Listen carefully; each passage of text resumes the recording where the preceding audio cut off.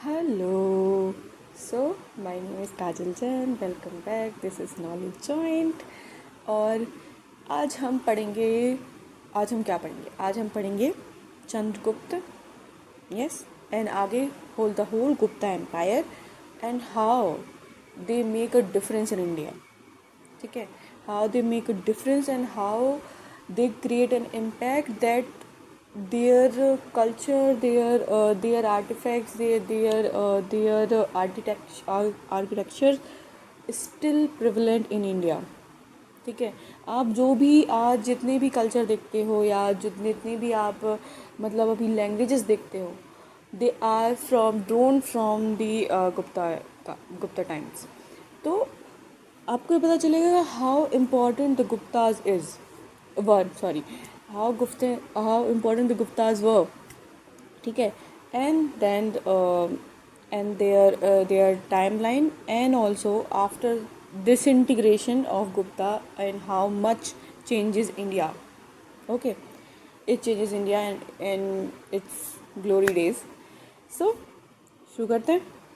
ठीक है, और हाँ, लास्ट तक रुकना. आज मैं बताऊंगी कि how this short information can change into multiple questions. Okay, so please last तक सुनना. और हाँ, कॉपी पेन लेके बैठना. ठीक है, one more thing, copy pen लेके बैठना और लास्ट तक रुकना. मैं आपको आज कन्वर्स करके बताऊंगी कि इनके क्वेश्चन कैसे कैसे हर जगह चेंज होंगे. ठीक है, कैसे कैसे यही क्वेश्चन टफ बनेंगे, क्योंकि आप लोगों को लगता है ना कि यार मैं बहुत कम इन्फॉर्मेशन दे रही हूँ नोट्स में. ठीक है, दिस इज़ वेरी बेसिक, बहुत कम इन्फॉर्मेशन है और बड़े बड़े सेंटेंसेस नहीं है, बहुत ना जो कन्वेंशनल नोट्स होते हैं ना वो नहीं है. सो आपको पता लगेगा कि ये ऐसा क्यों है. ठीक है, और ऐसा क्यों नहीं है. ओके, सो आज आगे बढ़ते हैं. हो सकेगा तो आज हम 12th चैप्टर पूरा एंड करेंगे, नहीं हो पाएगा, कुछ बचेगा तो हम कल उसको एंड करेंगे.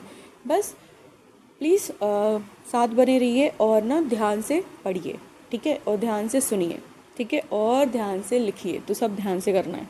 ठीक है, सो शुरू करते हैं आज का अपना. एक मैं पेन ले लूँ. ओके, चलो शुरू करते हैं आज का काम. ओके, सो मैंने आपको बताया कि हम हमेशा पढ़ेंगे अपने मैप से. तो मैप से मैं आपको नॉर्दर्न इंडिया का एक ये just India map it's just in okay. ठीक है, जस्ट इंडिया मैप. और इंडिया के मैप में नॉर्दर्न इंडिया में हम आ चुके हैं 3 to 4th सेंचुरी. ठीक है, कहाँ पे आ चुके हैं? 3rd to 4th century. Okay, हम कनेक्ट कंप्लीट कर चुके हैं. हम अपना जो डिसइंटीग्रेशन हुआ था आज में वो सब हम कंप्लीट कर चुके हैं. ठीक है, link on the I button, please check it out and आ जाएँ वापस. तो जिसको गुप्ता पढ़ना है तो वो आ जाए वापस. तो हाँ, तो गुप्ताज एम्पायर जो इन्होंने जो फाउंडर रहे हैं वो कहाँ थे, वो कौन थे? तो वो श्रीगुप्त थे. नाम क्या था? श्रीगुप्त. हम किसी भी चीज़ को मतलब श्रीफल और से शुरुआत करते हैं ना, तो उन्होंने शुरुआत ही अपनी श्रीगुप्त से कर दी. ठीक है, गुप्ता एम्पायर की शुरुआत कहाँ से हो गई? श्रीगुप्त से. मतलब श्री लगा दो और जय हो. तो नॉर्दर्न इंडिया में न्यू डायनेस्टी, गुप्ता एम्पायर. इसी टाइम पे डेक्कन में कौन था मैं बता देती हूँ. डेक्कन में कौन था? तो डेक्कन में थे वकाटक. ठीक है, Vakataka. I always just hammer in the name Bakataka. Okay, ठीक है, तो ठीक है, हाँ, तो ये गुप्तास. ठीक है, और ये बकाटक्स. ठीक है, और साउथ में तो थे ही हमारे जो थे चोल चेर पांडे, मैं आपको पहले बता चुकी हूँ. ठीक है, तो डिसइंटीग्रेशन ऐसे हुआ है. ठीक है, आप ना हमेशा आज भी हम ना जैसे आज की चीज़ों को ना आप हमेशा हिस्ट्री में देखोगे और हिस्ट्री की चीज़ों को आप हमेशा टुडेज़ में मतलब आज में प्रेजेंट में आप उसको रिफ्लेक्ट करते हुए पाओगे. द थिंग इज़ कि देखो, डेक्कन में मौर्यों के बाद देखो मौर्य कब थे? मौर्य लगभग थे 300 BC में, राइट. और अब हम कहाँ आ चुके हैं? तो हम आ चुके हैं 2024, राइट. मौर्य से लेके अब तक इतना बड़ा एम्पायर किसी ने कर नहीं पाया। आप हमेशा देखना, मौर्य के बाद किसी ने डेक्कन पे वो नहीं कर पाया, अपना कब्जा नहीं कर पाया, किसी ने भी, किसी भी राजा ने। और आज तक भी हम देखते हैं डेक्कन और साउथ आज भी दिल्ली की पॉलिटिक्स से इन्फ्लुएंस नहीं होते हैं। ठीक है, तो ये क्या है, ये क्या है, इसको आप ना ज्योग्राफी से भी कनेक्ट कर सकते हो। It is a regionalism. ठीक है, जब यहाँ पे रीजन टू रीजन डिवाइड हो जाती हैं चीज़ें। ठीक है, तो ये क्या हो रहा है, रीजन टू रीजन डिवाइड हो रहा है, दिस इज़ अ पॉलिटिक्स। ठीक है, दक्कन में कुछ अलग है। ठीक है, हम हमारे साउथ में कुछ अलग है, नॉर्थ में कुछ अलग है, और हमारे जो भी हमारे माउंटेन्स हैं उस रीजन में बिल्कुल अलग है। ठीक है, वहाँ पे बिल्कुल ही अलग पॉलिटिक्स है और बिल्कुल ही अलग geography, politics, culture. So this is so much difference. ठीक है, और आप ना हिस्ट्री से लेके आज तक देखते जाओगे कि किसी ने भी यहाँ पे जो भी किया है, वो जिसने भी किया है वो नॉर्दर्न इंडिया में रहा है, वो दक्कन में रहा है, और वो साउथ में ही रहा है। ठीक है, इन्होंने अपने रीजनल किंगडम बना लिए, इन्होंने अपने रीजनल कल्चर बना लिए, इन्होंने इसीलिए ना दीज ये राजास थे, और ये जो हमारे जो हम पढ़ रहे हैं, ये जो आज कल्चर रिफ्लेक्ट होता है ना, ये इसी बाइफर्केशन की वजह से होता है। ठीक है, जब इतनी सारे हम कहते हैं ना कि एक देश में 1000 देश हैं इंडिया में, तो क्यों आए वो, क्योंकि बिकॉज हमारे जोग्राफी रीजन थे, क्योंकि इतना बड़ा रीजन था, यहाँ से विंध्यन को पार कर पाना इज़ इम्पॉसिबल। ठीक है, इम्पॉसिबल, और सतपुड़ा को पार करना भी ऑल्सो इम्पॉसिबल। ठीक है, तो there is geography region, there is a particular reason क्यों दिल्ली की जो कल्चर है, दिल्ली का जो पॉलिटिक्स है, वो इन्फ्लुएंस नहीं करती साउथ को। ठीक है, वहाँ के कल्चर बहुत डिफरेंस है, इवन वहाँ का म्यूज़िक डिफरेंस है। ठीक है, हमारे जो नॉर्थ इंडिया में जो नॉर्दर्न म्यूज़िक है हमारा, वहाँ पे कर्नाटक म्यूज़िक है, क्लासिक। ठीक है, जो हमारे जिसको हम बोलते हैं इंडियन म्यूज़िक है, हिंदुस्तानी म्यूज़िक। ठीक है, वहाँ पे क्या है, वहाँ पे कर्नाटक, इवन उनका म्यूज़िक भी अलग है। सो अगर हम देखें तो ये रीजनलिज्म जो शुरुआत हुई है, ये यहीं से आया है, और आज तक इंडिया में इतना इनग्रेन्ड है। लेकिन फिर भी मैं ये नहीं कहूँगी रीजनलिज्म इज़ अ नेशनलिज्म। ठीक है, क्योंकि एक जो चीज़ है जो हमें हमेशा नेशन से जोड़ती है। ठीक है, अगर आप हिस्ट्री में अगर यूनिटी का एग्जाम्पल लेने जाओगे ना, तो हिस्ट्री में बहुत एग्जाम्पल मिलेंगे। यूनिटी का एग्जाम्पल है जब आदि शंकराचार्य ने अपने 4 मठ खोले थे। ठीक है, कहाँ उत्तराखंड, कहाँ द्वारिका, कहाँ उन्होंने जगन्नाथपुरी, और कहाँ यहाँ पे है ना साउथ में। तो आप ये समझो कि जितने ज़्यादा बाइफर्केशन के रीज़न है ना, उतने ज़्यादा जॉइंट के भी रीज़न है। तो हम आगे बढ़ जाते हैं। ठीक है, तो मैं ना आपको कनेक्शन बता रही हूँ। ठीक है, कि कनेक्शन कैसे बैठते हैं। ठीक है, हमारी हिस्ट्री आज भी उतना ही रिफ्लेक्शन है हमारी हिस्ट्री में, हमारी हिस्ट्री का हमारे कल्चर में। अगर हमारी वो हिस्ट्री तब नहीं होती तो हमारे कल्चर आज इतने डेवलप नहीं होते, हम इतने डाइवर्स नहीं होते। ठीक है, the most diverse we are, the most culture we are, this is our uniqueness. ठीक है, सो चलो शुरू करते हैं। तो गुप्ताज में पढ़ा रही थी आपको। ठीक है, गुप्ताज में दिस इंडियाज मैप, चलो इंडिया का मैप ये रहा। ठीक है, गुप्ताज मैंने आपको पढ़ा है। गुप्ता में 3 जो हमारे राजा हैं वो बहुत फेमस रहे हैं। ठीक है, आप कहीं भी देख लेना, 3 पीढ़ी के बाद ना चीज़ें बिगड़ती हैं। ठीक है, तो कोई भी राजा जो होगा, किसी भी राजा का जो टाइमलाइन होगा, वो 3 पीढ़ी के बाद या 4थी पीढ़ी के बाद ज़्यादा चलेगा नहीं। ठीक है, कोई भी एम्पायर देख लो, आप देख लो कि मौर्य, चंद्रगुप्त मौर्य, फिर हमारे बिंदुसार, और फिर अशोक। ठीक है, उसके बाद बहुत कम लोग पता होगा कि कौन है। ठीक है, चंद्रगुप्त, यहाँ पे चंद्रगुप्त फर्स्ट, यहाँ पे Chandragupta first, Samudragupta and Chandragupta second, the most famous one. ठीक है, और आगे हम अगर चोले पे जितने भी बड़े चोला एम्पायर में भी देखें तो मोस्ट आप किसको जानते हो, राजा चोला एंड राजन चोल, राइट। ठीक है, तो बेस्ट जो आपको ना बहुत कम याद करना है। ठीक है, अभी तो याद करने का चीज़ ही नहीं आई है, तो याद बहुत कम करना है। ठीक है, तो मैंने आपको बताया 3 पीढ़ी, तो कौन कौन है, चंद्रगुप्त, एक तो दो नाम सेम ही है, चंद्रगुप्त फर्स्ट, चंद्रगुप्त सेकंड, और बीच में क्या है कि समुद्रगुप्त। ठीक है, क्योंकि चांद से इकट्ठा नाम नहीं लगा सकते ना, तो हमने समुद्रगुप्त रख दिया। ठीक है, कि अब चांद नहीं रखेंगे, अब समुद्र पे आएंगे। ठीक है, तो समुद्रगुप्त, ठीक है। तो चंद्रगुप्त 1 है और समुद्रगुप्त SG से मैं डिनोट कर देती हूँ, समुद्रगुप्त एंड चंद्रगुप्त 2, ठीक है। मैं हमेशा छोटे छोटे मैं आपको लिखूंगी और इसी नोट्स दूंगी, ठीक है, बिकॉज क्योंकि मैं सब लिख सकती हूँ, देखिए द मोस्ट फेमस किंग है चंद्रगुप्त फर्स्ट, लेकिन बनेगा नहीं, वो नोट्स ना आपके काम में नहीं आएंगे। नोट्स तब बनते हैं, नोट्स तब अच्छे होते हैं जब वो बहुत क्रिप्स हों, ठीक है, जिसको आप ना एक दिन पहले जब आपका एग्ज़ाम हो जिसको आप पलटो और आपको सब याद आ जाए, तो दीज आर द नोट्स, ठीक है। मैं आपको शॉर्टेस्ट नोट बना के दूंगी, तो आप ये चीज़ ना थ्रेड्स थोड़े से आपको ना बनाने पड़ेंगे, थोड़ी कहानियाँ बुननी पड़ेंगी, इसीलिए मैंने आपको इतना समझा रही हूँ, ठीक है। दीज आर ऑल कहानियाँ, ठीक है, जिससे आपको चीज़ें दिमाग में कहानियों की तरह जाएं। जब आप कहानी सुनोगे ना और कहानियों को समझोगे तो आपको हमेशा ये चीज़ें याद रहेंगी। जैसे 3 पीढ़ी, चंद्रगुप्त फर्स्ट, समुद्रगुप्त और चंद्रगुप्त सेकंड। अब किस किस ने क्या क्या किया थोड़ा बहुत किया होगा वो हम देख लेंगे और हमारे काम ख़त्म। और हाँ, आज एंड में बताऊँगी कि हाँ इतनी सी इन्फॉर्मेशन से मैं आपको इतने सारे क्वेश्चन जनरेट करके बताऊँगी कि आप कहोगे कि okay this information is important and enough, ठीक है। चलो, तो मैंने आपको बता दिया क्या कि हमारे हो गए तीन राजा हो गए, ठीक है। तो अब चलो राजा के बारे में थोड़ा पढ़ लिया जाए। तो चंद्रगुप्त फर्स्ट ने एक अपने नाम पे उपाधि ली थी अपनी, महाराजा अधिराज की। तो ये जब चंद्रगुप्त फर्स्ट ले रहे थे उपाधि, तो मैं इन उपाधियों का ना आपको एक बैकग्राउंड दे देती हूँ। उपाधियों का बैकग्राउंड ये है कि ये टाइटल ले रहे हैं ना इतने भारी भरकम, महाराजा धीराज और विक्रमादित्य और समुद्रगुप्त के और पता नहीं और लॉट बहुत सारे इन्होंने अपने नाम और उपाधियाँ ली हैं। ये इसलिए ले रहे हैं क्योंकि ये अपने आप को साबित कर सकें कि हम औरों से अलग हैं, ठीक है।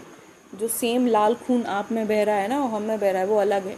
हम भगवान की तरफ से आए हैं, हम अलग हैं, ठीक है। तुम नहीं हो वो, हम सेम नहीं है, इसलिए हम तुम पे राज करने लायक हैं, ठीक है। तो इसीलिए ये उपाधि हैं। और मैंने सर्टेन नाम बहुत सारे लोगों ने बहुत सारे टाइटल्स लिए हैं, तो प्लीज़ ना टाइटल्स के पीछे मत भागना, कोई ज़रूरत नहीं है उनकी, ठीक है। अगर ऐसा क्वेश्चन बनेगा भी तो 1 in a million चांसेस हैं कि बनेगा, और बन जाएगा तो सबको गलत होगा तो आपका हो जाएगा, कोई टेंशन नहीं। हमेशा उस सिलेबस के पीछे ज़्यादा भागो जो 100% लोग सही करेंगे, और आप अगर गलत करोगे ना तो ये आपकी नाकामी है, क्योंकि यहाँ से आपकी चीज़ें डिसाइड नहीं होती कि आप कितना आगे पहुँचोगे, ठीक है, कि आपकी नौकरी लगेगी कि नहीं। उस 10% 20% से डिसाइड नहीं होता, इस 80% से डिसाइड होता है कि हाँ आपकी नौकरी, आप उस जगह पे पहुँचोगे कि नहीं पहुँचोगे, ठीक है। तो आगे बढ़ते हैं, कहानी देखते हैं। चंद्रगुप्त फर्स्ट की एक मैंने आपको टाइटल बता दिया, महाराजा धीराज, ठीक है, मैंने ये लिख भी दिया, बहुतों ने लिया है इसको, ठीक है। अब समुद्रगुप्त की बात कर लेते हैं। समुद्रगुप्त इनके बेटे थे और इन्होंने बहुत सारी चीज़ें अजीब की हैं। समुद्रगुप्त को इंडिया का सिकंदर भी बोला जाता है, ठीक है, बट सिकंदर, ठीक है, तो ठीक है कोई बात नहीं, लेकिन हाँ समुद्रगुप्त को जो है तो इंडिया का सॉक्रेट जो भी है सिकंदर भी बोलते हैं, ठीक है। तो इन्होंने ना कॉइन्स इशू करवाए हैं, ठीक है, सब लोगों ने बहुत सारे कॉइन्स इशू करवाए हैं, लेकिन इनके कॉइन्स इंपॉर्टेंट हैं क्योंकि इन्होंने फर्स्ट अपनी मम्मी के नाम पे कॉइन इशू करवाए हैं, ठीक है। आया डिफरेंस, हुआ ना डिफरेंस। हिस्ट्री में क्वेश्चन वहाँ से आता है जहाँ पे कुछ डिफरेंस क्रिएट हो गया हो। समुद्रगुप्त ने किया ना डिफरेंस क्रिएट, उन्होंने अपनी मम्मी के नाम पे सिक्के चलवा दिए, है ना। बाकी सब अपने नाम पे चलवा रहे थे, बाकी सब नहीं तो पंचमार्क कॉइन यूज़ हो रहे थे, लेकिन अब यहाँ क्या हुआ, चेंज हुआ ना। और जहाँ पे चेंज होगा वहाँ पे हिस्ट्री में क्वेश्चन है, ठीक है। तो कुमारा देवी, उनकी मम्मी का नाम क्या था, मॉम का नाम था कुमारा देवी, ठीक है। तो कुमारा देवी इनका नाम था, इनके नाम पे इन्हें कॉइन इशू करवाए थे, ठीक है। एक और बात आती है समुद्रगुप्त की, कि समुद्रगुप्त ने बहुत सारे कॉइन इशू करवाए हैं। एक इनको आपको पता होगा कि इन्हें बीना बजाते हुए कॉइन इशू करवाए हैं। मैंने यहाँ पे इन्फॉर्मेशन नहीं दी है क्योंकि ये बहुत कॉमन है, बीना बनाते हुए इन्होंने, बीना बजाते हुए इन्होंने क्या करवाई है, अपने कॉइन्स इशू करवाए, ठीक है, तो हुआ इन्फॉर्मेशन जमी दिमाग में कि नहीं? आई होप जम गई हो जम नहीं गई हो, भर गई हो। ऑफ कोर्स सैचुरेटेड माइंड नहीं रखना है, ठीक है, हमको विल फ्रीली माइंड रखना है, ठीक है। मेरी कहानियाँ सुनते जानी है बिकॉज इट इज़ नेसेसरी। चलो तो आगे बढ़ते हैं। तो अब आ चुके हैं हम थर्ड पीढ़ी पे कौन है? चंद्रगुप्त सेकंड, ठीक है। तो मैंने इनको CDG, चंद्रगुप्त सेकंड। तो चंद्रगुप्त सेकंड के बारे में ये है कि पहली बात तो ये है कि इन्हें विक्रम संवत चलाया था, ठीक है। अब इन्हें विक्रम संवत चलाया था तो क्यों चलाया होगा, क्यों शुरू किया होगा इन्हें विक्रम संवत? तो संवत की कहानी ऐसी है कि संवत तब शुरू होता है जब क्या होता है कि ये लोग शकों को हरा देते हैं। जब ये शक को हराएंगे, जब ये शक को मतलब अपना टारगेट बनाएंगे और उनके ऊपर जीत हासिल करेंगे, तब ये करेंगे, इतिहास में दर्ज कर देंगे भाई हमने शकों को हरा दिया, ठीक है। जैसे आज सब चीज़ें वो हो जाती हैं, डॉक्यूमेंटेड हो जाती हैं। तो वही उसी डॉक्यूमेंटेशन के लिए इन्होंने कहा था कि नहीं भाई हमने शकों को हरा दिया, अब तो हमारी जीत पक्की है, ठीक है। तो वही है, ये विक्रम संवत, ठीक है। और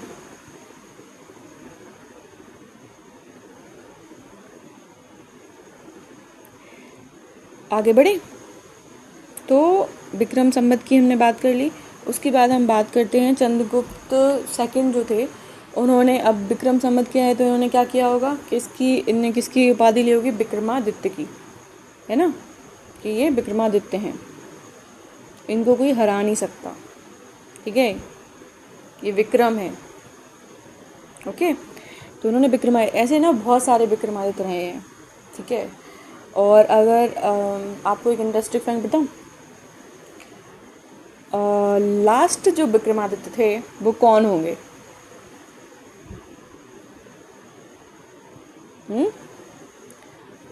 चलो ये कल के लिए छोड़ देते हैं ना, लास्ट जो विक्रमादित्य थे वो हम कल के लिए छोड़ देते हैं, ठीक है, ये सस्पेंस है लास्ट विक्रमादित्य आप सोच भी नहीं सकते कहाँ होंगे, ठीक है, जो मैं आपको कल बताऊंगी। चलो आगे बढ़ते हैं। तो हम आ चुके हैं अपनी, क्योंकि ये NCERT में इतनी ही इन्फॉर्मेशन थी तो हम इतनी इन्फॉर्मेशन के साथ आगे बढ़ेंगे, क्योंकि बिकॉज आपको समझना पड़ेगा this is 6th class of NCERT, ठीक है। ये आपकी कोई लूसेंट नहीं है, ये 6वीं क्लास के बच्चे को पढ़ने के लिए बनाई गई है, जहाँ पे उन्होंने सिर्फ अभी टाइमलाइन को डिस्क्राइब किया है, ठीक है। तो इसमें आपको इतना बड़ा कंटेंट नहीं मिलेगा, इसमें सिर्फ आपको टाइमलाइन ही इस्टेब्लिश होंगी आपकी। जो टाइमलाइन इस्टेब्लिश मैं कर रही हूँ उसको करते जाओ, ठीक है। जब हम 12th की NCERT पढ़ेंगे तो हम इसमें और जो उनके गैप्स हैं वो भरते जाएंगे, क्योंकि बच्चा जब 12th में आ चुका है तो उसके मतलब दिमाग बढ़ चुका है, ठीक है, ब्रेन पावर उसकी अच्छी हो चुकी है।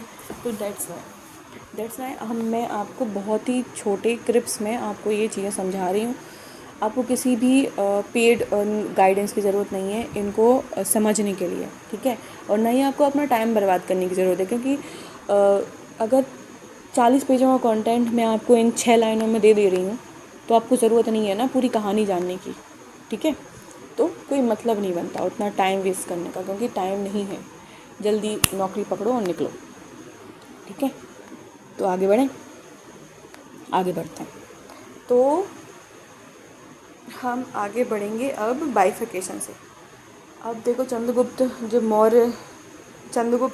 सेकंड जब ख़त्म वो हुए, एंड हुआ उनका, तो उसके बाद गुप्ता एम्पायर का जब एंड हुआ तो उसके बाद फिर बाइफिकेशन होगा, फिर चीज़ें डिसइंटीग्रेट होंगी, फिर आगे चीज़ें नए तरह से लोग बाग नई चीज़ें बनाएंगे और फिर हम नए तरह से पढ़ेंगे। ये हमेशा होगा, ठीक है।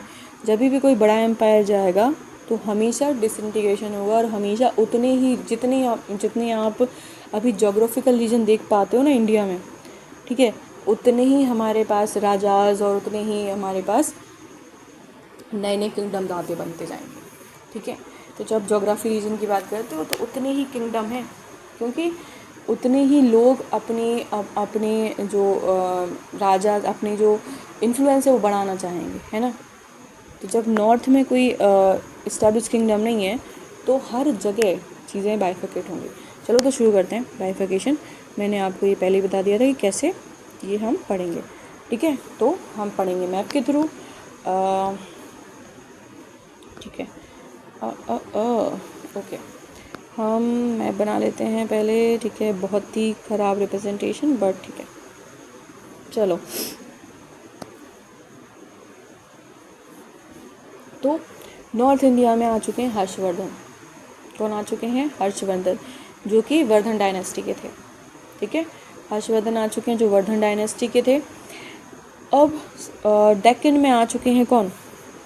डेक्कन में आ चुके हैं चालुक्यास। कौन आ चुके हैं? चालुक्यास, ठीक है। मैं अभी इस्टेब्लिश कर देती हूँ। और साउथ में कौन है? पल्लव, ठीक है। ये पल्लव सेम हर्षवर्धन के टाइम से नहीं है। हर्षवर्धन लगभग 6th सेंचुरी के टाइम से हैं और पल्लव 4th सेंचुरी में आ चुके हैं, ठीक है। थोड़ा डिफरेंस है, बट ये पल्लव ना मतलब बहुत ही टाइम तक एक्सटेंड किया था उन्होंने, ठीक है। इनका जो डायनेस्टी थी बहुत टाइम तक चली थी। तो पल्लव अभी भी रेलिवेंट हैं इस टाइम पर भी, और बाद में भी रेलिवेंट होंगे, ठीक है। तो कैसा हुआ? यहाँ पे आ गया वर्धन, यहाँ पे आ गए हमारे कौन? चालुक्यस, और यहाँ पे आ गए हमारे कौन? पल्लव, ठीक है, पल्लवास। आगे बढ़े, मैंने आपको रीजन एस्टैब्लिश कर दिया। कौन हो गए? हर्षवर्धन, चालुक्य, पल्लव, ठीक है। सब 6th सेंचुरी BC के यहाँ पे आसपास की चीज़ें हो रही हैं, ठीक है। तो this is the timeline. 6th century BC में और चीज़ें आगे बढ़ चुकी हैं, ठीक है। और डेवलप हो चुका है इंडिया, और ज़्यादा चीज़ें कल्चरली बहुत इम्पॉर्टेंट आ चुकी हैं, और ज़्यादा मतलब मतलब इंडिया में सोसाइटी चेंज हो चुकी है, ठीक है।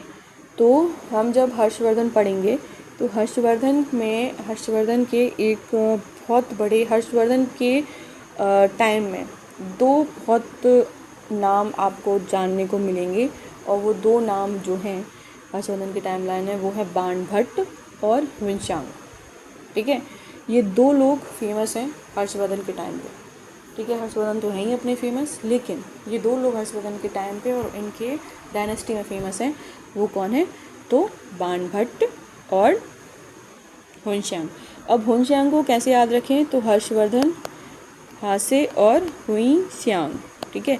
मैं इनको ऐसे ही लिख लेती हूँ, बल्कि इनको लिखा ऐसे जाता है, ठीक है।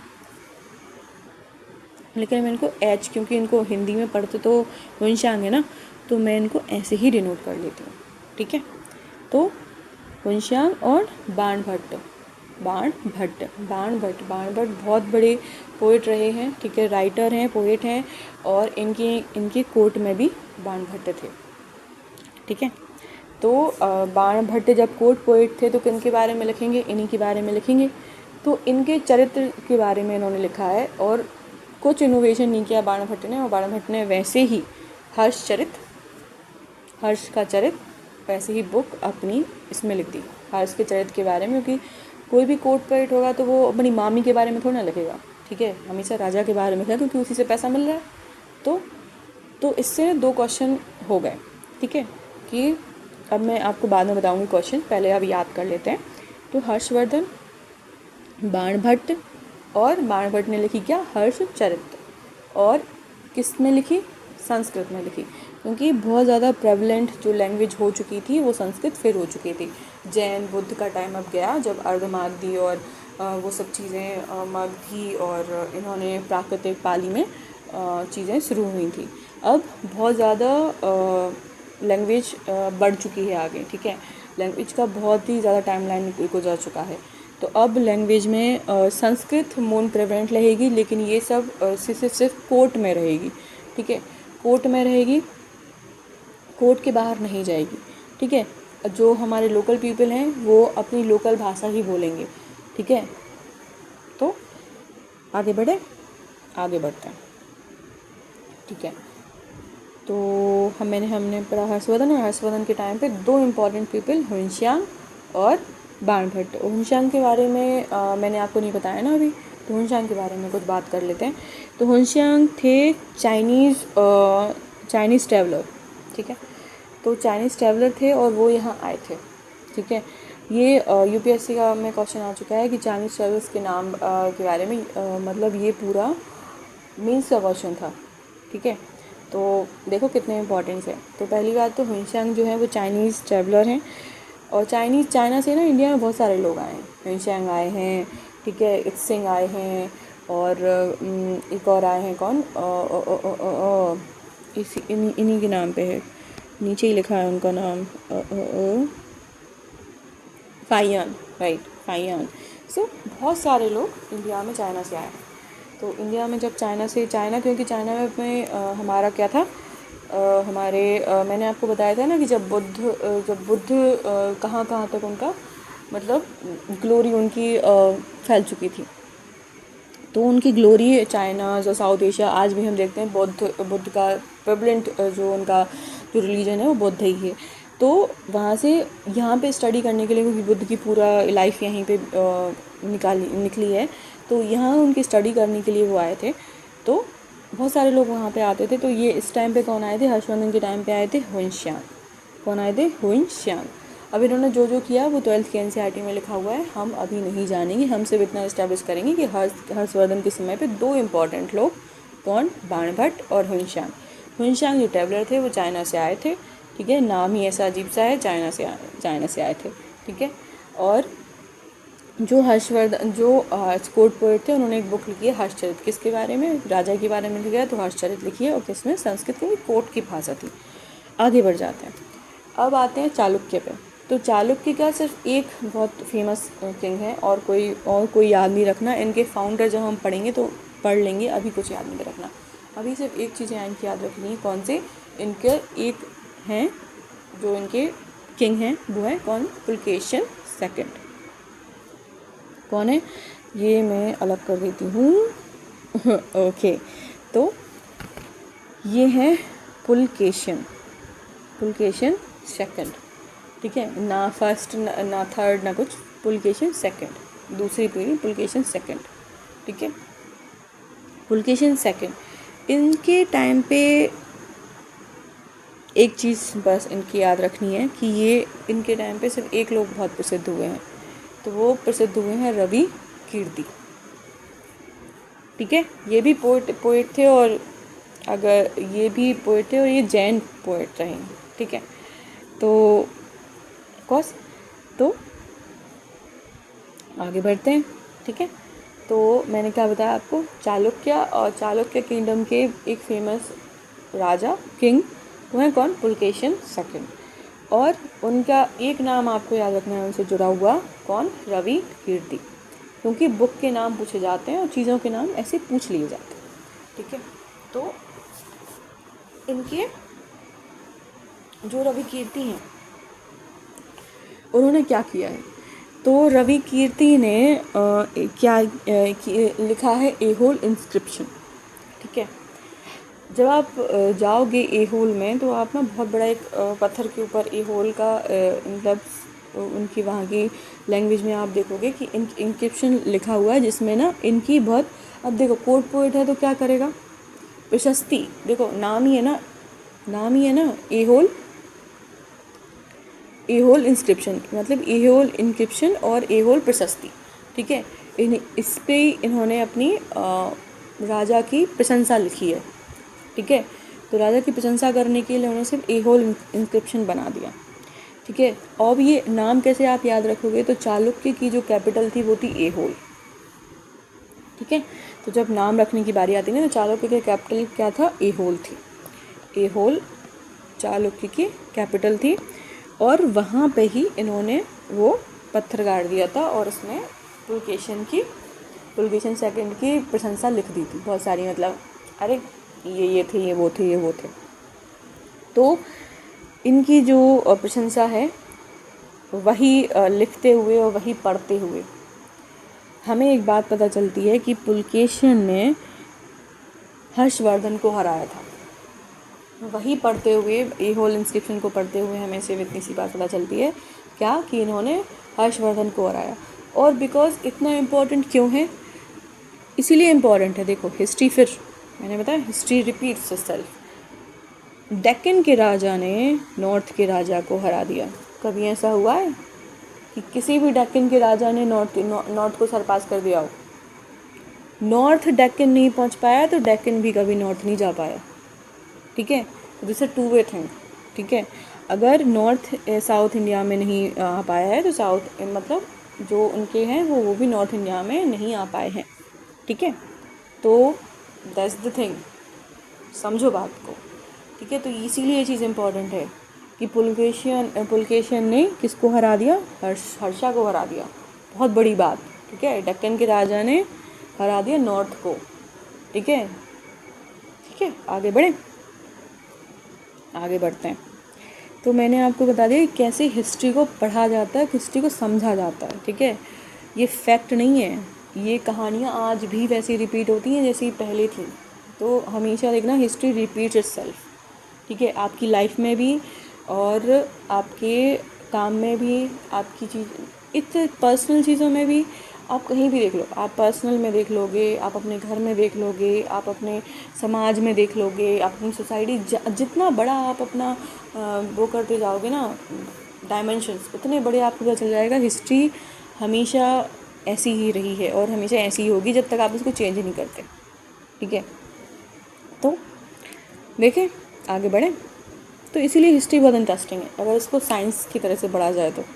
ठीक है, पॉलिटिक्स की तरह से पढ़ा जाए तो। चलो आगे देखते हैं। तो मैंने आपको बता दिया, अब कुछ पल्लव के बारे में हम जान लेते हैं। तो पल्लवास के बारे में एक बहुत इम्पॉर्टेंट चीज़ है कि पल्लवा की कैपिटल कौन सी थी? तो पल्लव की कैपिटल थी कांचीपुरम। एक फैक्ट, पल्लव की कैपिटल क्या थी? कांचीपुरम। मैंने आपको बताया साउथ में। ठीक है, कांचीपुरम आज भी आप देखो तो कांचीपुरम मतलब आज भी ये शहर बहुत फेमस है। ठीक है, तो कांचीपुरम आया। और हम आगे देखेंगे कि आगे और पल्लव के बारे में और क्या क्या हमारे पास जानकारी है। पल्लव के बारे में एक तो ये है कि इनका मोस्ट, एक तो आपको फैक्ट याद रखना है कांचीपुरम। ठीक है, क्योंकि कैपिटल है, याद रखनी पड़ेगी। और सिर्फ इतना ही दिया हुआ था एनसीईआरटी में, तो मैंने अभी इतना ही रखा है क्योंकि बहुत ज़्यादा हो जाता, क्योंकि हमने गुप्ता भी पढ़ लिया, पल्लव भी पढ़ लिया, गुप्ता भी पढ़ लिया, चालुक्य भी पढ़ लिया, हर्षवर्धन भी पढ़ लिया, फिर सो मच। ठीक है, तो आज सिर्फ मतलब इतना ही राजास के बारे में कुछ पढ़ेंगे। ठीक है, अब हम पढ़ेंगे थोड़े से और कुछ राजा थे जो 7th-8th सेंचुरी में यहाँ पे बहुत प्रेवलेंट होंगे इंडिया में। इंडिया में कौन प्रेवलेंट होगा? तो कुछ नाम मैं अभी बता देती हूँ, बट इट्स नॉट इम्पॉर्टेंट अभी के लिए क्योंकि वो 7th क्लास की एनसीईआरटी में आने वाले हैं, बट फिर भी जस्ट टीज़र। तो टीज़र ये है कि देखो, नॉर्थ में होंगे कौन? गुर्जर प्रतिहार। कौन होंगे? गुर्जरा प्रतिहार। ठीक है, डेक्कन में कौन होंगे? तो राष्ट्रकूट।